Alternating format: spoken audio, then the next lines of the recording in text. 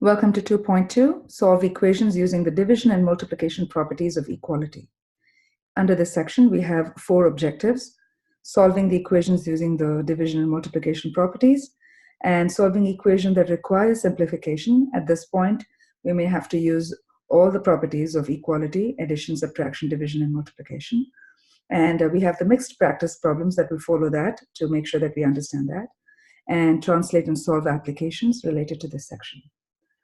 Let's start with the first objective, which is to solve using the properties. Solve 5x equals negative 27. Okay.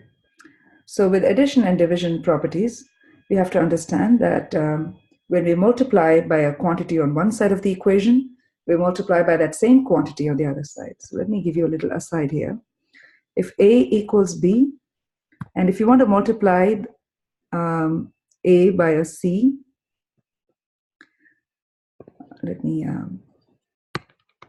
use the blue for the A and the C for the red for the C.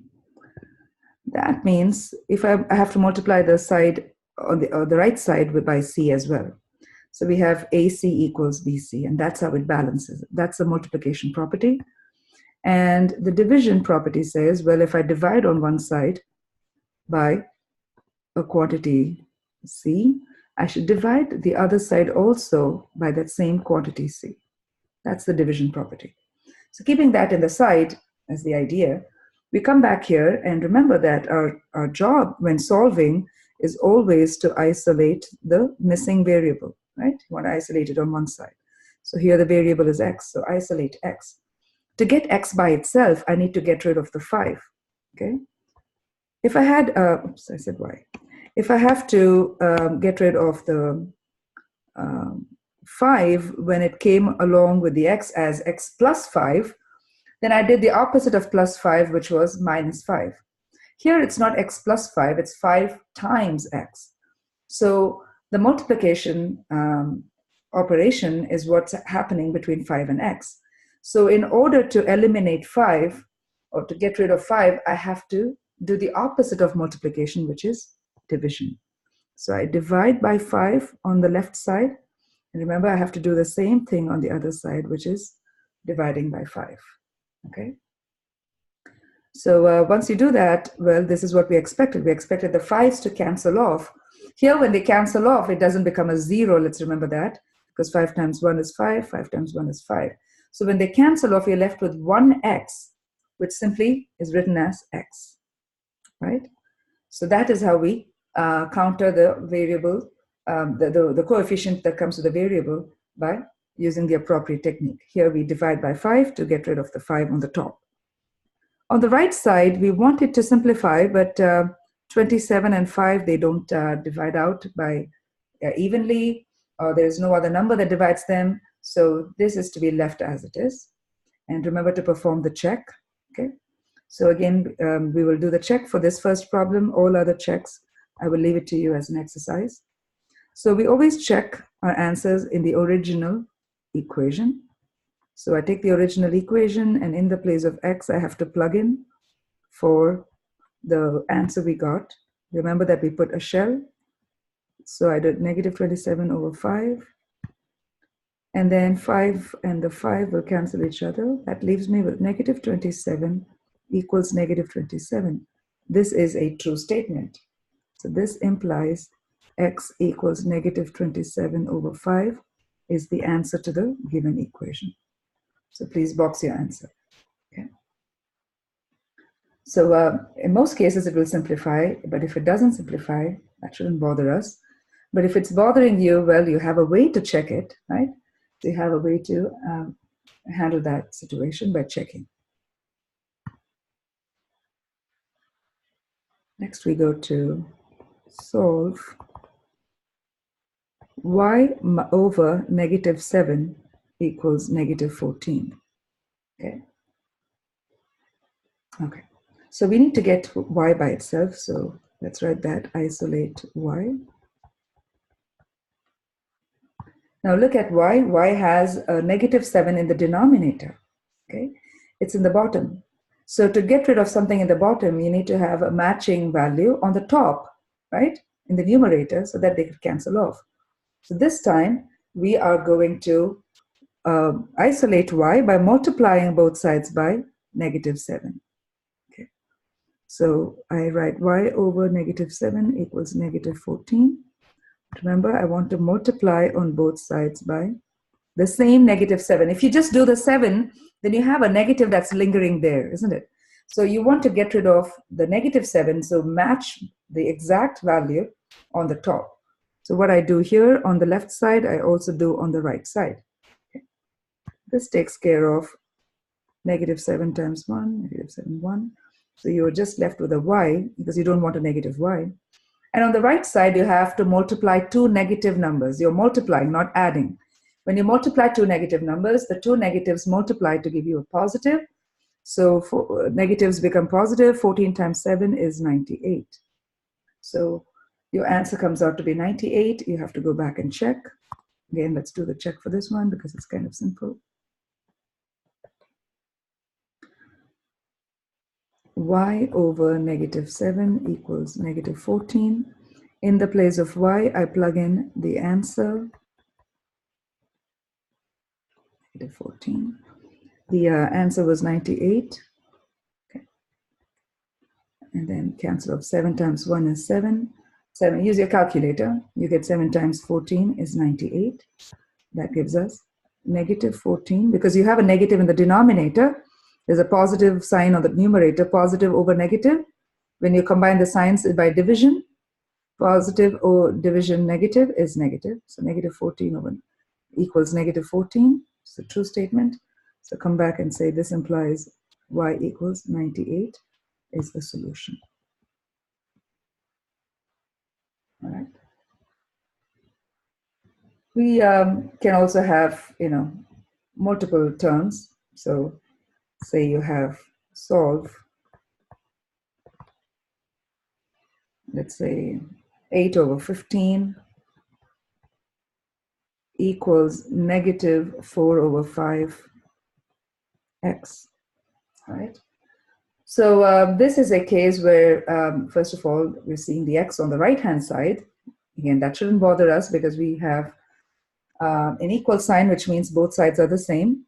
So your equation could be having the x on the left side or having it on the right side. But our challenge here is, what do? I have a -4 on the top and a 5 in the bottom. As always, isolate x. Notice that it's comforting that the rules don't change, even if your problem setup is different. So I have 8 over 15 equals -4 over 5x. I need to get rid of the -4 over 5. So remember that -4, which is sitting on the top, can be cancelled off only if there is a -4 sitting in the bottom, right? And the 5 in the bottom can be cancelled off only if a matching 5 sits on the top. So I multiply by the reciprocal. So the reciprocal of -4 over 5 is 5 over -4. Remember, reciprocal means switching their positions in the numerator and the denominator. The 5 goes on the top, -4 comes to the bottom. So once I've identified that, I do the same thing on the left side. Okay, balance both sides. Now we strategically chose it on the right side so that the 5s will cancel off, 5 and 5, -4 and the -4, leaving our x intact by itself. So x on the right side equals, and on the left side, you're going to come down and simplify this. So forget about the negative because we can handle the signs separately. Just follow the numbers. 4 times 1 is 4. 4 times 2 is 8. Now come to the 5s. Only the top and the bottom can be cross-cancelled, right? So we have 5 times 1 is 5. 5 times 3 is 15. It looks a little messy because you cross-cancel it. That's a quicker way to simplify this.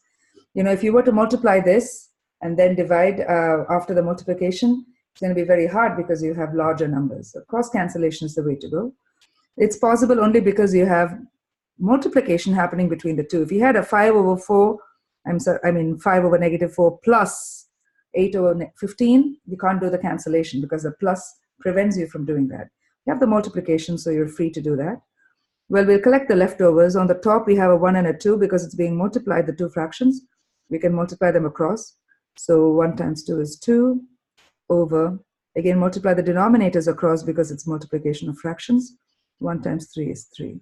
So I get my answer as x equals 2 over 3. But remember, we have to take care of the sign. There was a negative in the bottom. So positive over negative is negative. So you can put a negative outside the fraction, which is the same as having the negative either on the top or the bottom. But for us to kind of like have an understanding of where the sign goes, we like to kind of put it in one spot. So I put it on the top. But if you're trying to enter this answer, say in Newton or other places, you really want to take care of following the rules there. If they want it outside the fraction, please put it outside the fraction. Again, I leave the check to you. Please do the check. And I can verify that the answer is right here in this problem. So go ahead and box your answer. Okay. Let's go to the next objective, which is to solve equations that require simplification. Let me see if I can pull that objective down here.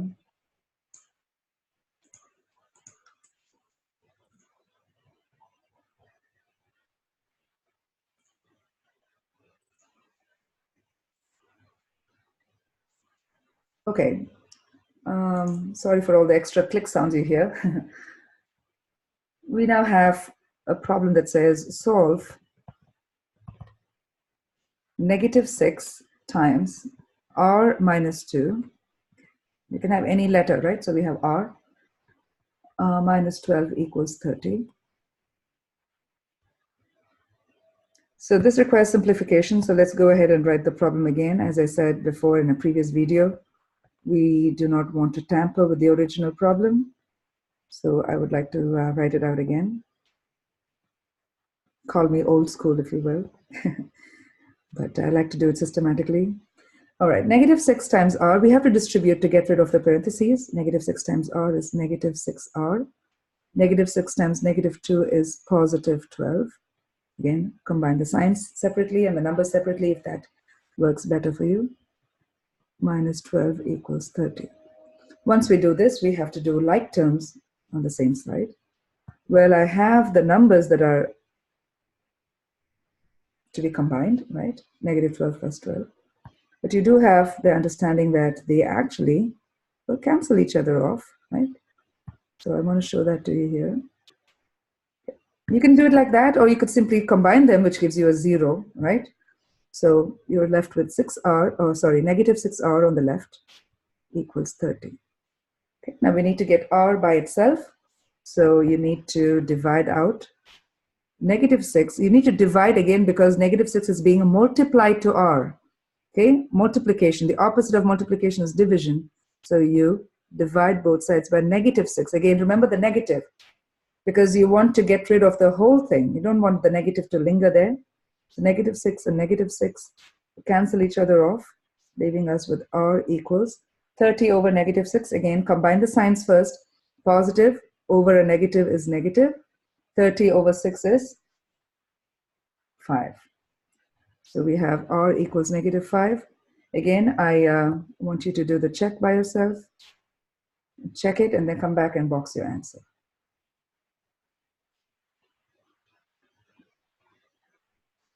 Okay, with mixed practice, you will have all these properties: addition, subtraction, multiplication, division, all of them coming in. Okay, so let's pick a problem which has probably all of them. Okay, so let's take maybe let's say mixed practice.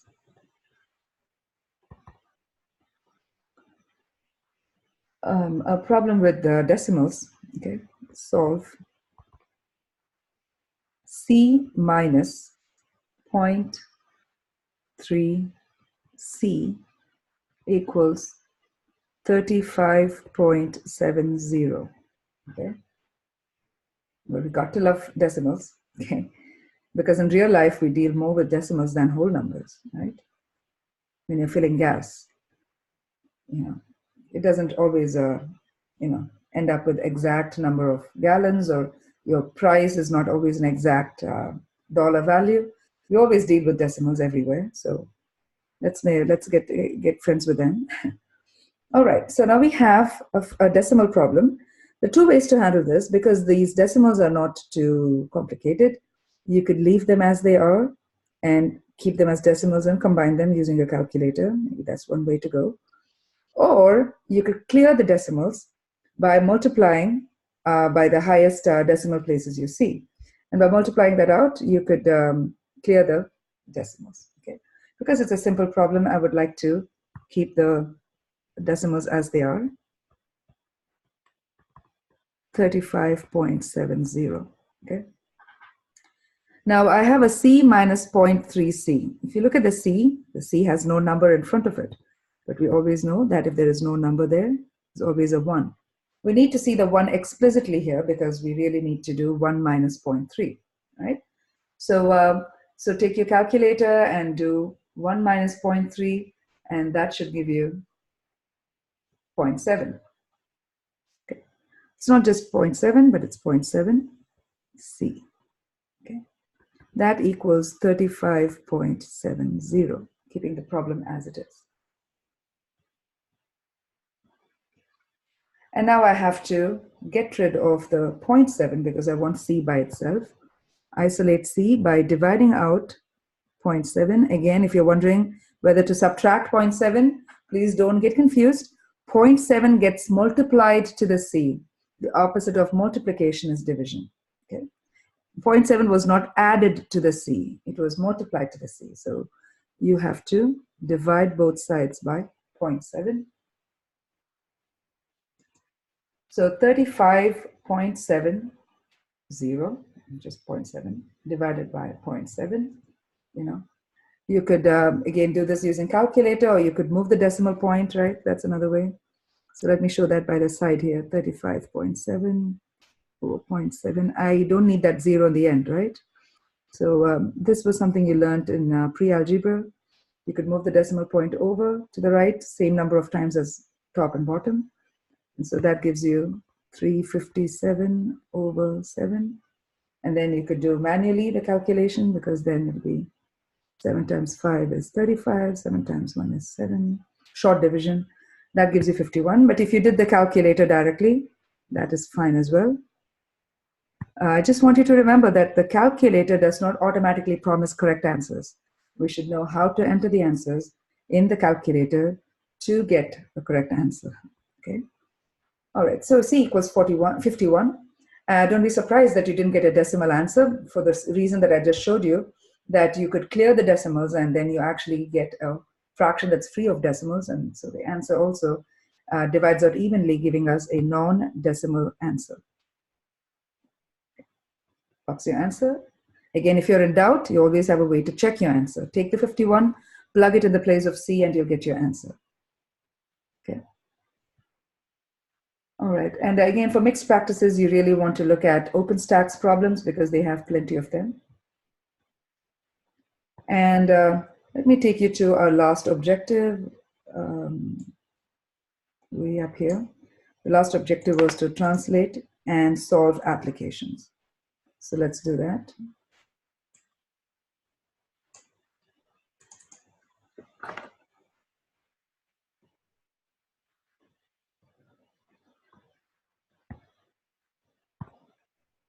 So I will say translate and solve. Let's say H divided by -20 is equal to -80. Again, I use cursive letters so that they don't get mixed up with numbers. So that's my H.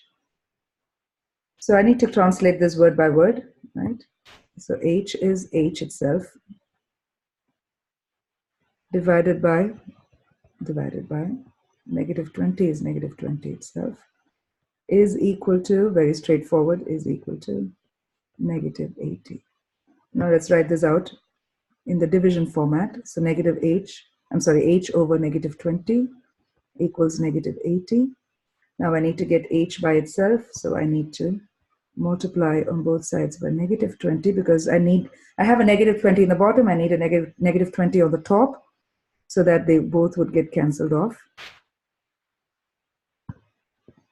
So this goes away. So I get h by itself, negative 80 times negative 20. So negative times negative is positive. 80 times 20 is 16 with 2 zeros, 1,600. And that is the answer. That's it. So as always, practice more from OpenStax and from your Newton. And I will catch up with you in the next video.